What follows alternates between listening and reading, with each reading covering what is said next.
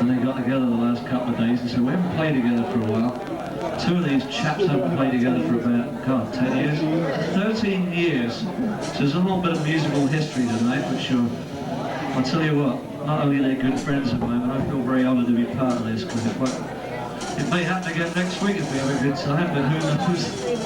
Anyway, Zeb, if you like, are you all set up there? Yeah. Oh, you're rolling along with this, are you? Right, we'll just leave it on and flow right along. Anyway, we're just taking a moment to sort out microphones and whatever else needs to be sorted out, and I'll let you know what's going on here in just a moment.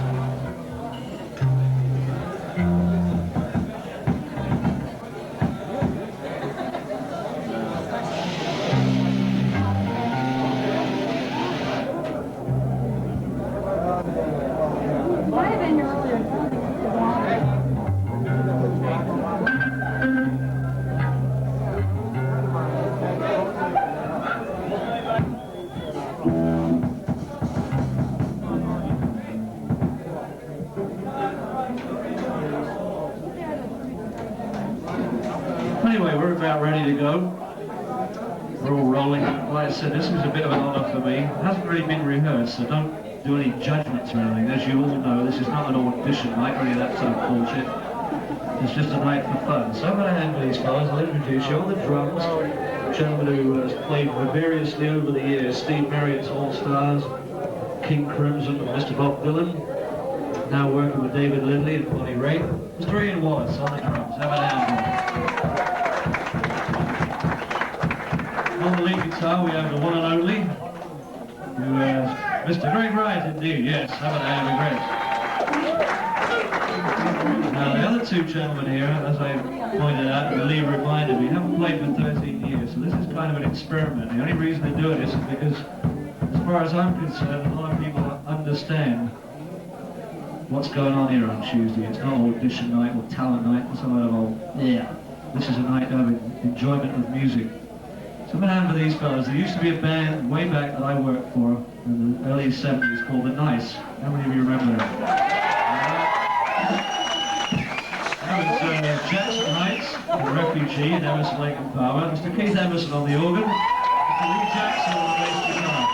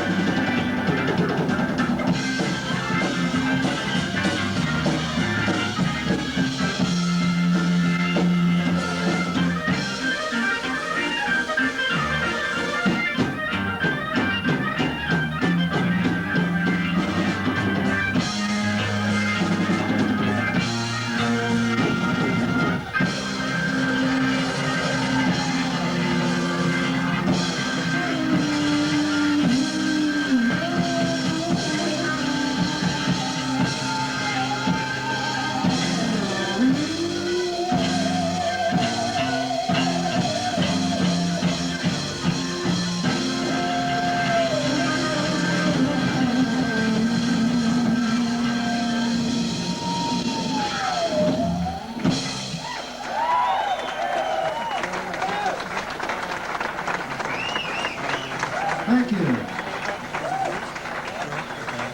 In case you didn't recognize the melody, that was Leonard Bernstein's America from West Side Story. Well, some of it was, at least.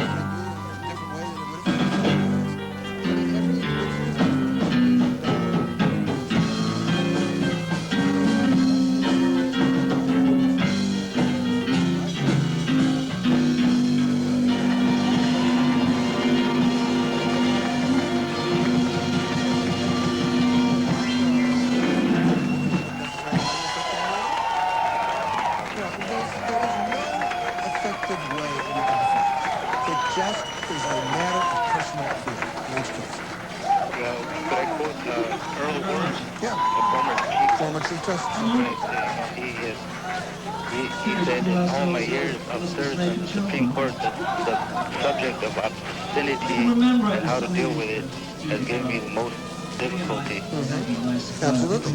It doesn't give me much difficulty because I recognize the fact that you can't deal with it, period.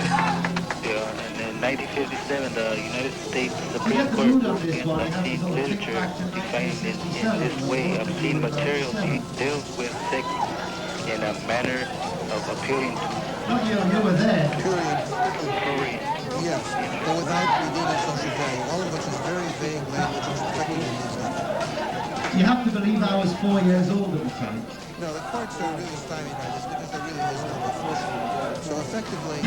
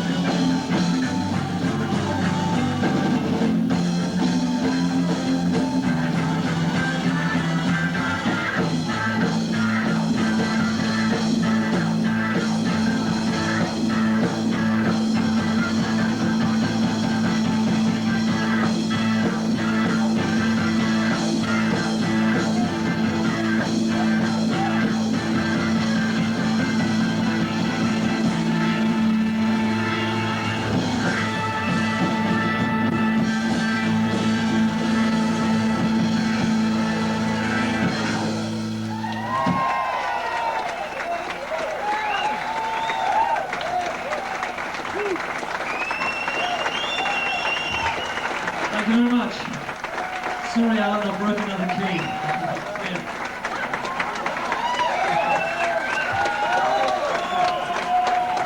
There you go. A little bit of history tonight. These lads have been wanting to do this for a while, we thought. Because what the hell, the only place to do this sort of thing is on a Tuesday night, because people will just take it for what it is. We came a little earlier tonight and did a basic rehearsal just to try it out and see, because Lee hasn't played, swear to God, Lee does interior designing these days, he's a very good business guy. He hasn't picked up a bass guitar in 4 years, but he did keep his bass from the old nice days. So I thought, what the hell, let's try it out tonight, have a bit of fun with it. Look at that, Mr. Keith Emerson on the organ. On the bass guitar, Mr. Lee Jackson. On the drums, Mr. Ian Wallace. And sitting on the guitar, I had no idea what he was going to get himself into, but it just fitted because we're 13 years ago, I used to work for these guys, and they're some of the nicest people I know. So, kind of an honour for me, a little self-indulgent maybe, but who the hell cares? I'm glad we did it anyway, because they're good people. But anyway, how about I have to Gregg Wright? I had no idea what he was getting himself in for. Back in those old days when we used to play the Marquee Club in London, which incidentally, those of you who are into musical history, it's the 25th anniversary of the Marquee Club this year, and with a bit of luck, Lee and Keith and I and Clinty Davison, who was the drummer, maybe doing a gig there, all being well if it happens. I sort of volunteered and said, if you're going to go and do the Marquee this year, I want to go, I'll play my own airfare, what the hell? Because that will be something worth being around. Anyway, enough of that. Hope you